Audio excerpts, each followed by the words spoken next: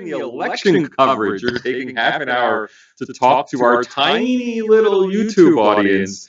We owe you a million. I mean, it's all good. It's all good. No, thank you sincerely. All right, we are ready to go. Hello and welcome to episode 32 of On Liberty, coming to you live from the Center for Independent Studies in Sydney, Australia. I'm your host, Salvatore Babones. My guest today is roving reporter James Morrow, opinion editor at the Daily Telegraph and co-host of Outsiders on Sky News. James joins us from the war zone that is the United States at election time. James Morrow, welcome to On Liberty. Great to be here, Salvatore. And where are you specifically? Right now, I'm in New York City, New York City's Flatiron District. So, are we in Australia waking up to a Joe Biden America? What is the sense in the United States about? Is the election over? The sense right now, the Trump camp is very much of the position that they still have a way through on this. But it's going to be very tough. They think that there are votes left uncounted in Arizona that will turn that state. They think that they can get Pennsylvania. They think that with challenges they can get Michigan and Wisconsin. If they do, they'll get it. But of course, that means that if they do get it, it's going to be for 4 years. We're going to be hearing about how illegitimate they are. We saw it the last time around. It'll be the last time around, but just even worse. But I want to make one more point, though. For all of that, though, and this is where I think, a lot of the listeners who might be on this webcast will find it interesting. Republicans did really, really well. This was not a blowout against the Republican Party. This was not a blowout against, center-right politics, conservative politics by any stretch. In fact, the Republicans look set to continue to control the Senate. It does look like they've picked up a number of seats in the House of Representatives.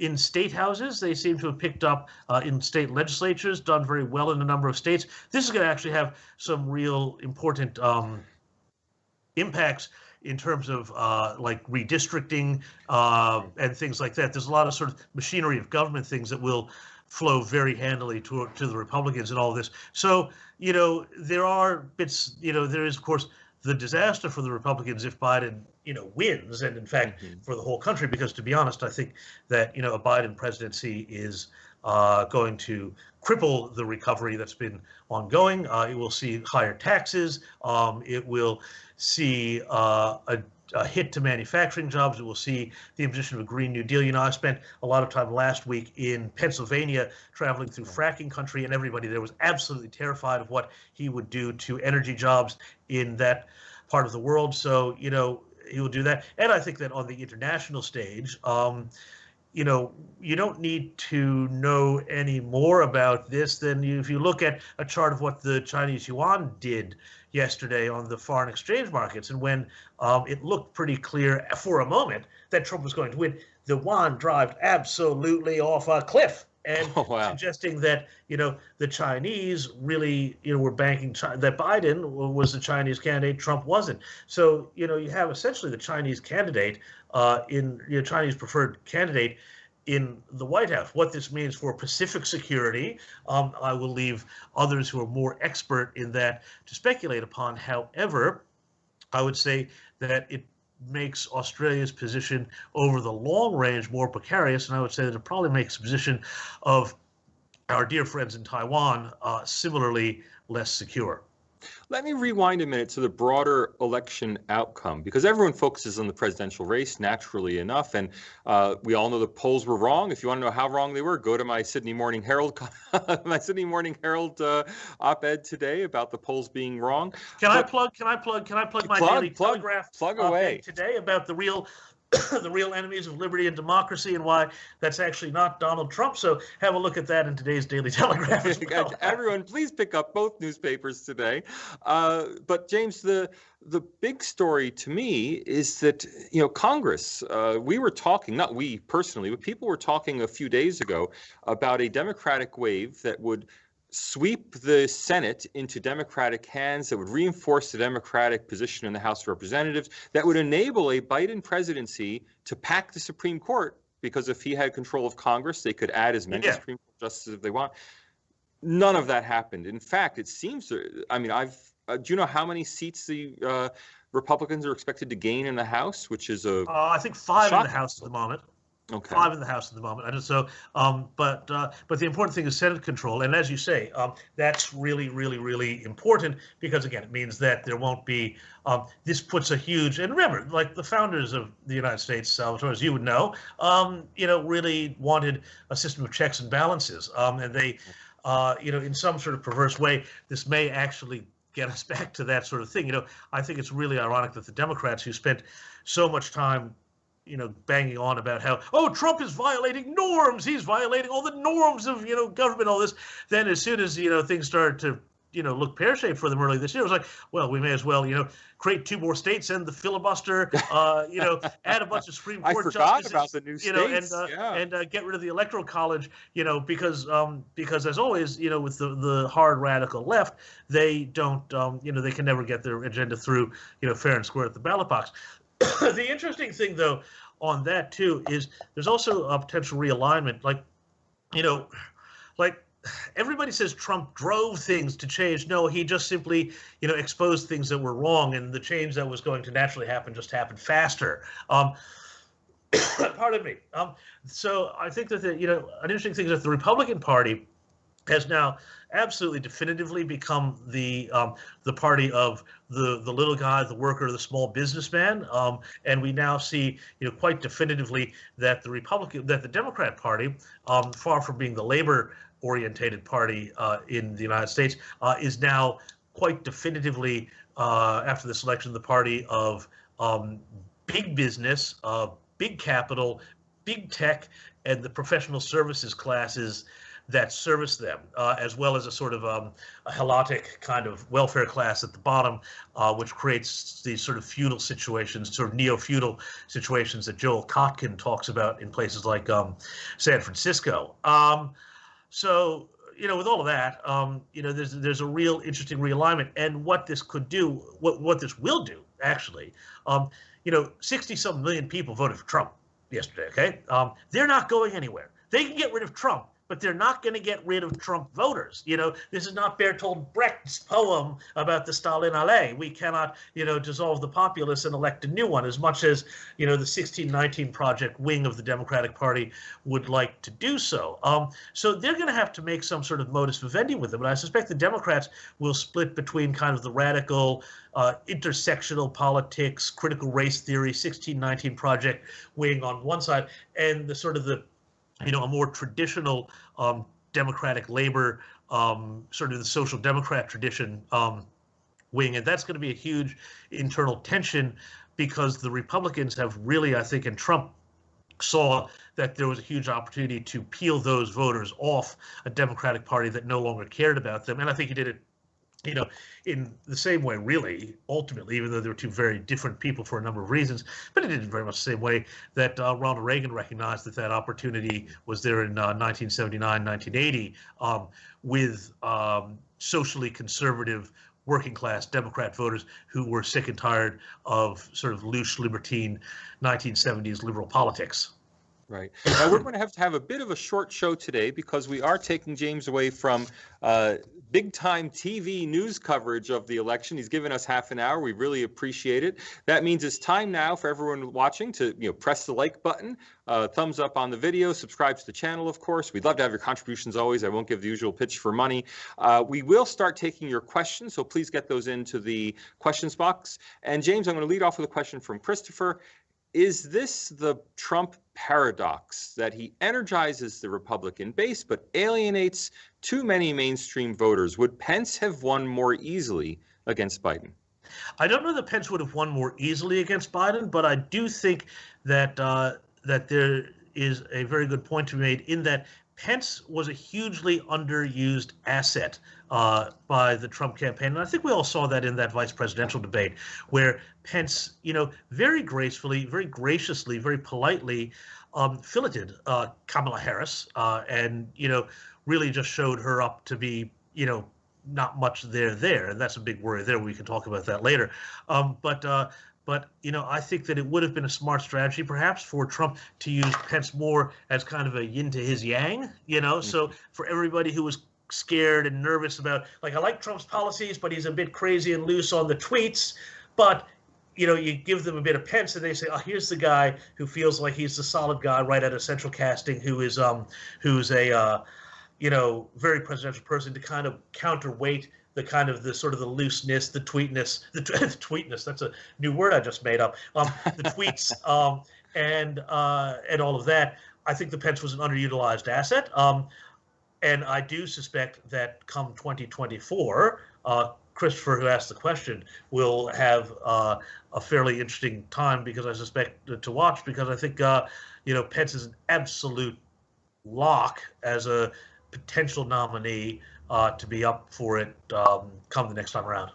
Well, let me give my quick shout outs to Anthony, Cameron, Elizabeth, Suresh, Christopher, all. Thank you for watching. Please do get your questions in. You mentioned 2024, James. Is Trump going to pull a Grover Cleveland? Well, that's what everybody is talking about. And I mean, look, it's not unheard of.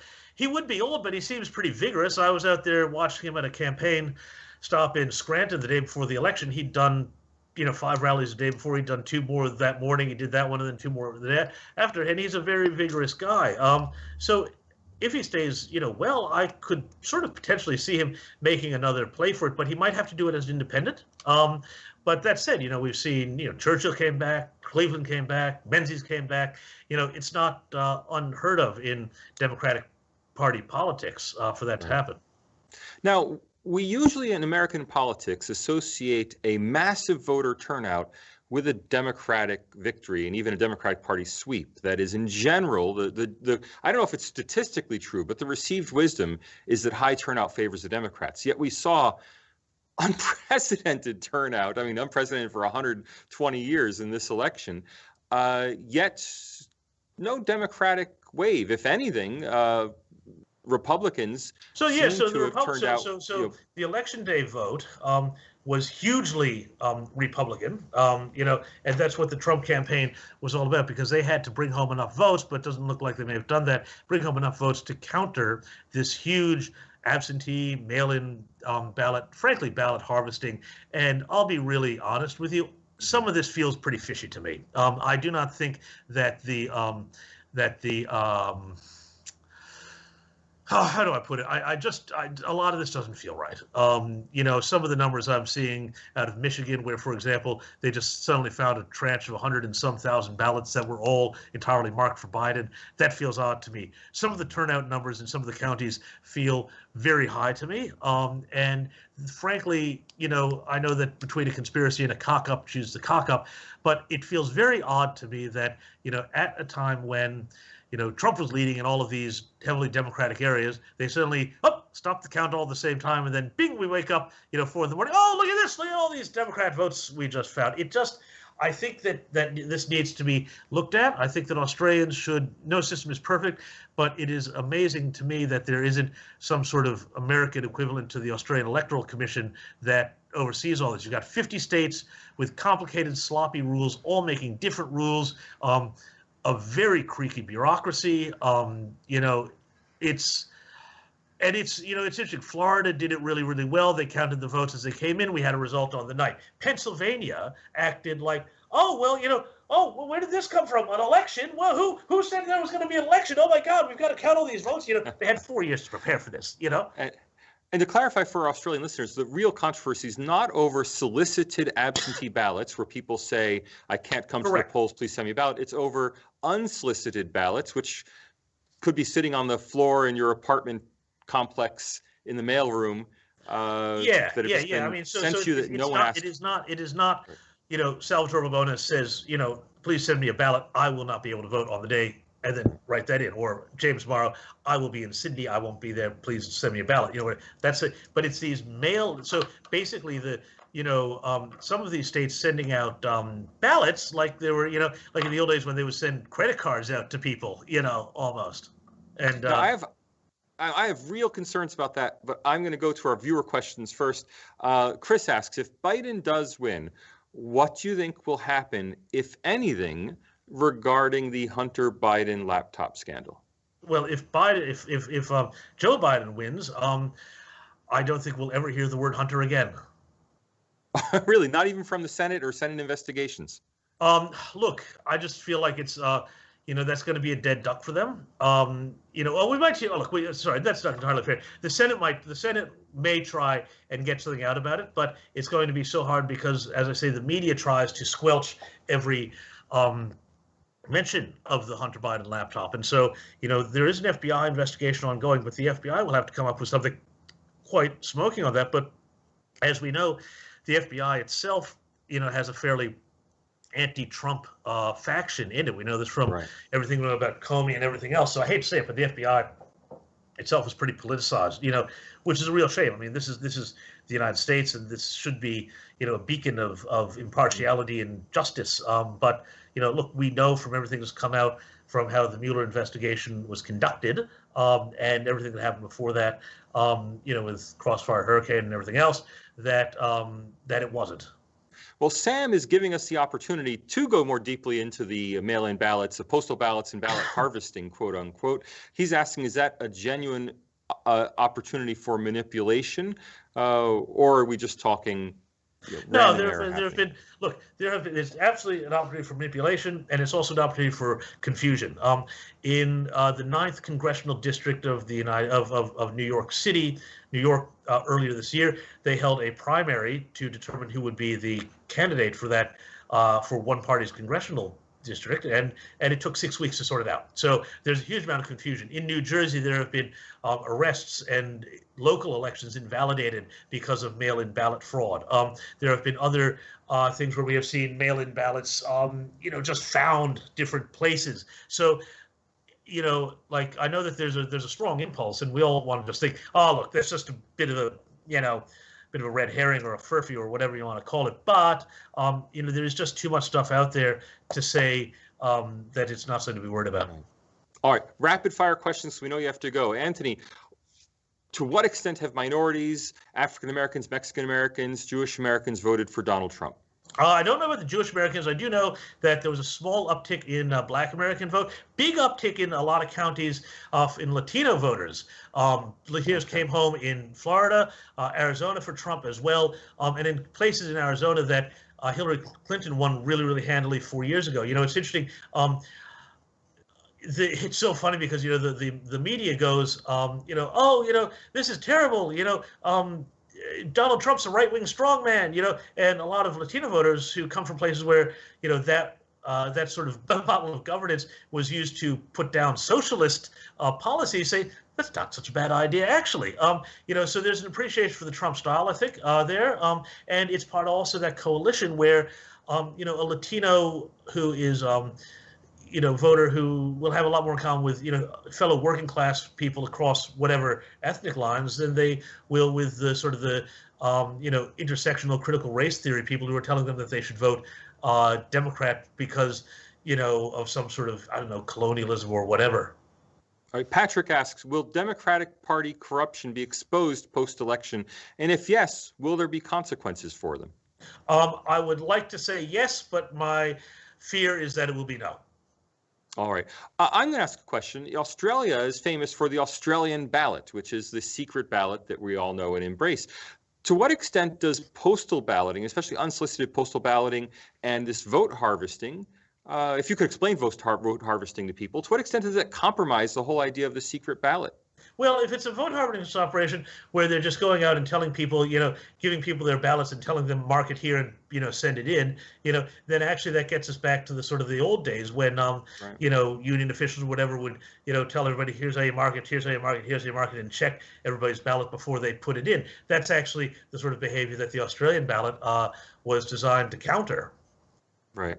Tony's asking, do you think there's any reason to believe that the deep state, in some sense, the deep state, the NSA, may have infiltrated the election process this year? The NSA, look, I think that's, I don't have any reason to see that. I think that whatever corruption has taken place will have taken place by local officials, local Democrats operating either off of their own bat or with some sort of coordination within a political party or organization. But I don't see at this point fingerprints of an organization like the NSA. However, that being said, the NSA is probably pretty good at not leaving fingerprints. So, final question: will the Republicans retake the House of Representatives in 2022? Quite possibly, yes. All right. James Morrow, thanks a million for joining us today. Thanks, everybody, for tuning in. I really appreciate it. I got to run, but tune in to Sky News. You'll see me in 5 minutes. Great. Thanks, James. Thanks to our producer, Emily Holmes, our executive producer, Max Hawk-Weaver, director of the CIS is Tom Switzer. Next week, Emily Dye. Hope you see us then.